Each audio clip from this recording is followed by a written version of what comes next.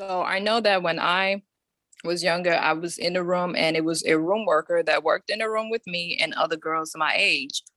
The only time that I remember seeing my mom, it was during a time called tiffle time. And this is an Arabic word for like, like I guess like baby time or children time. Okay. So this was the time when we would see our parents, and I'm thinking maybe for like an hour or less. It was not that long, and it was at nighttime. Mm. My mom probably would do my hair and whatever else, and then we would have to go back to our rooms and back with the room workers. So the Mhm. room workers were like chaperones, I'm assuming.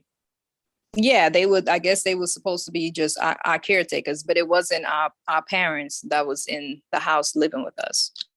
Okay.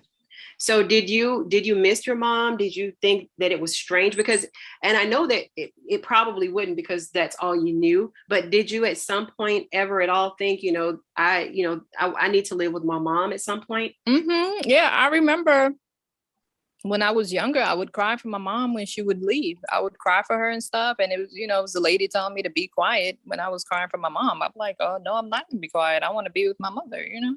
What would your mom say on these special tip days or tifty, whatever it was? I'm sorry. Tiffle time. Yeah, yeah, tipple time. What would she um, say to you? I, I'm not sure exactly, but I just remember her like doing my hair. She would like do my hair and it would be my sister. And, we would just spend time with her. And that's what I do remember. Just like, that was the time when we would spend with our parents at nighttime. So how often did tiffle time come around? Was it monthly, yearly, weekly? Um, it was supposed to be every night. Yeah, that was like, yeah, the time that it came around Okay. every night. But Okay. it's like things changed as we move from like, the Ansar days up until, moving to what you call Edenton, Georgia. Mhm. Because I think in Edenton, Georgia, I don't remember me having a time, with my mom like that, as growing up, like that. I don't remember like, oh, we have our time together. It was like everybody was working. And when I do remember me trying to talk to my mother or trying to be around her, York would get upset because he thought that I was telling her about me being molested. And he had got upset with me and another girl, and he moved us to another house, from the girl's house to a house called 103 because we were in trouble for me talking to my mother. Okay, let's talk about that part. Okay, so you said that he got mad at you or upset because he thought that you told your mom that you were being molested. Hmm. And is that true? Did you tell your mom what was going on? It's like I wanted to tell my mom, but I didn't know how to tell her because it's not like we had a private time where we can actually talk, without someone else listening. Mm-hmm. And I had sent her a letter telling her that I wanted to leave and I didn't want to be up there. Mm-hmm.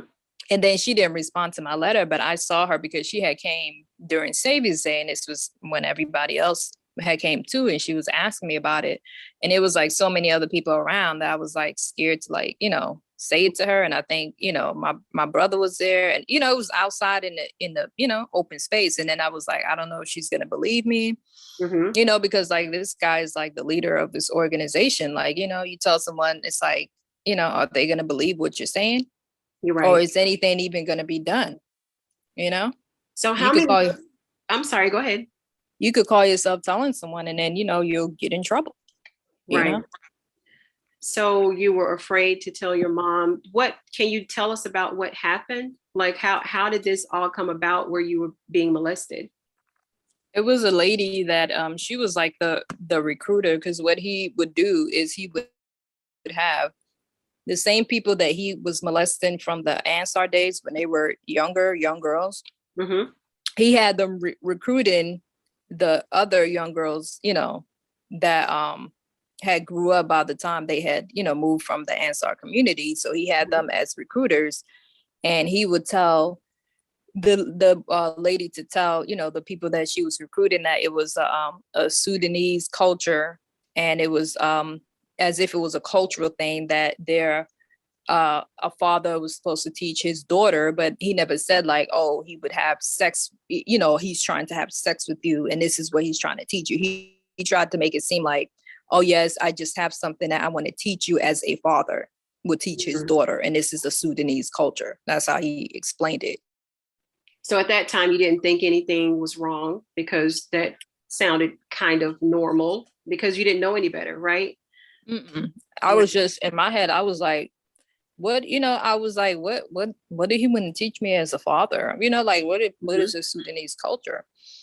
And then it's like I didn't realize at the time that that was a part of the grooming process, and it was other young girls that had already been groomed, molested, and raped on that land, and I didn't have any knowledge of that.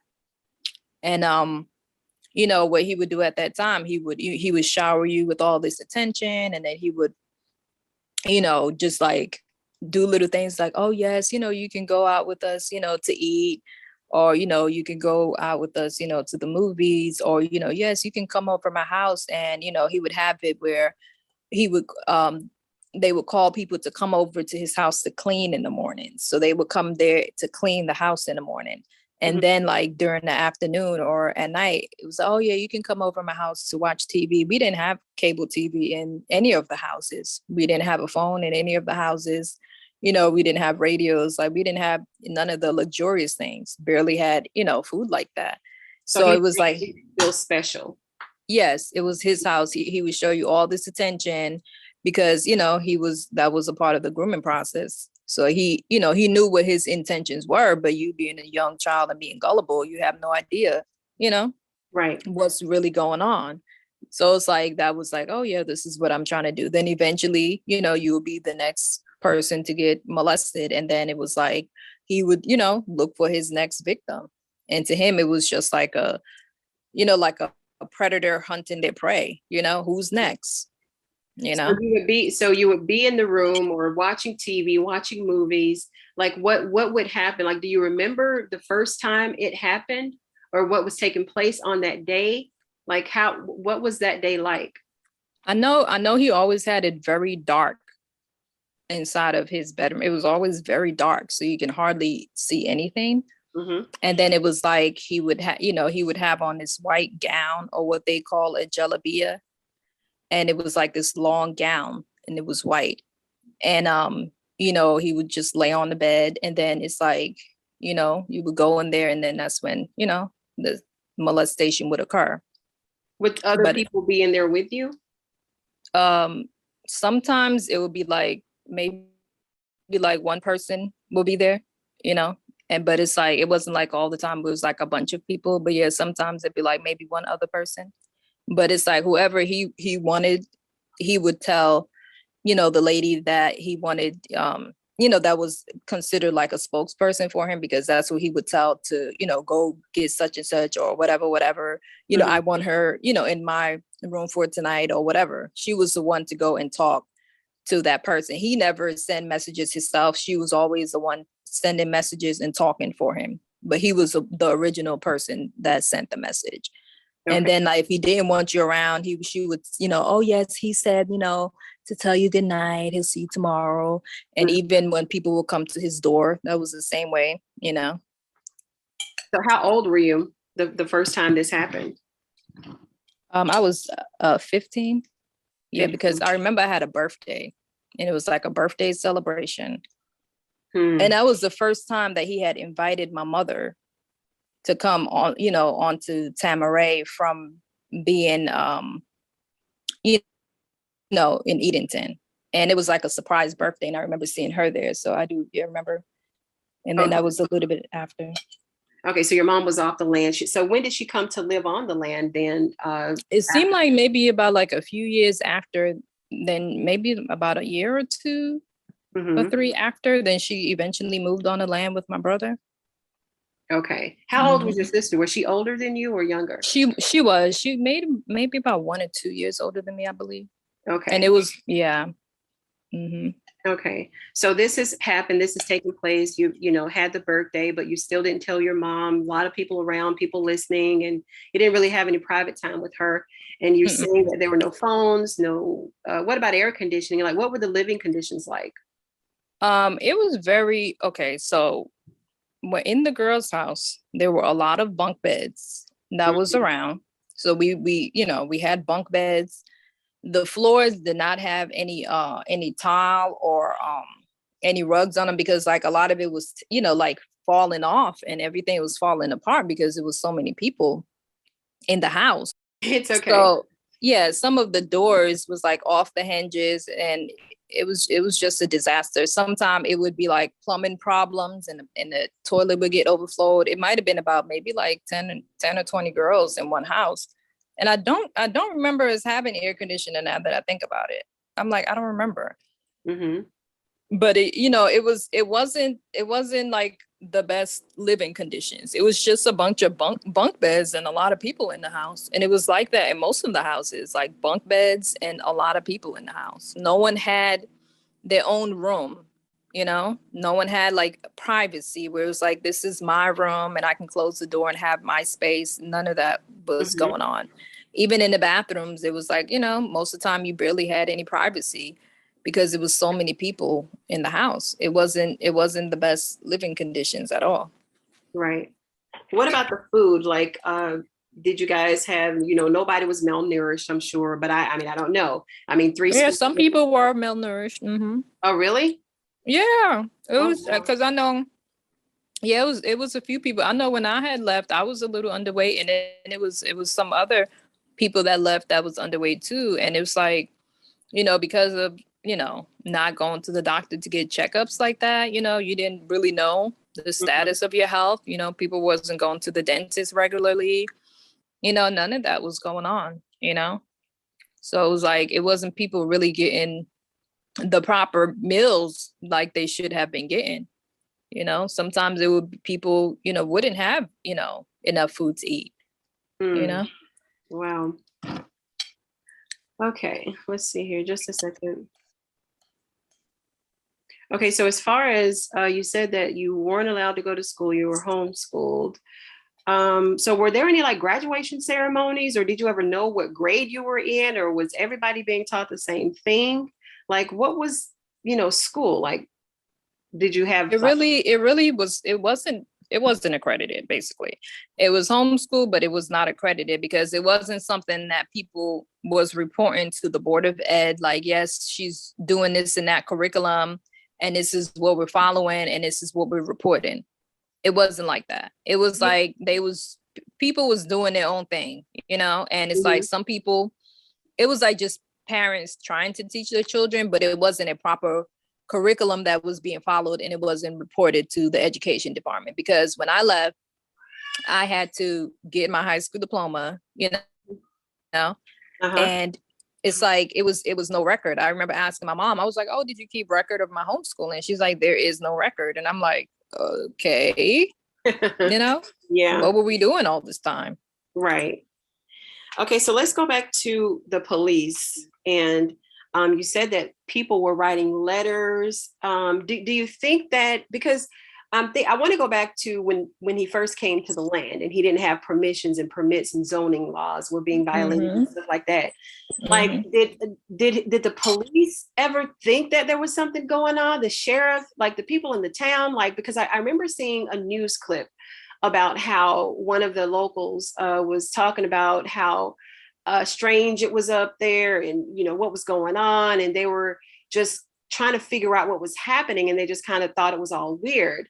But how was it with the sheriff? Can you give me a little information about if were there any speculations? Did they think something was going on? Did they ever come up to the land to visit at all? I have never seen the sheriff come up to the land to visit, except for when it was zoning violations going on, and that he was driving up to Ramesses, and he was going in there to see what was going on and what was the violations. He claimed that he came onto the land because people were calling, parents were calling in to report that their children have been missing for years and they have not heard from their children. Because that was another thing what people would do when they would join this community. They would cut ties from their parents, their families, everybody, and they would not speak to their family for years. Because even my grandmother was concerned about my mother, and trying to figure out where she's at, what's going on, if she was okay, all of that, if we were okay, Was that a even my retired? father. Was that a requirement, do you I, think? I believe so, because it seemed like that's what a lot of people did. And they also got rid of their pictures too. Pictures that, yeah, they got rid of pictures. So And you it's think, like I'm sorry, go ahead.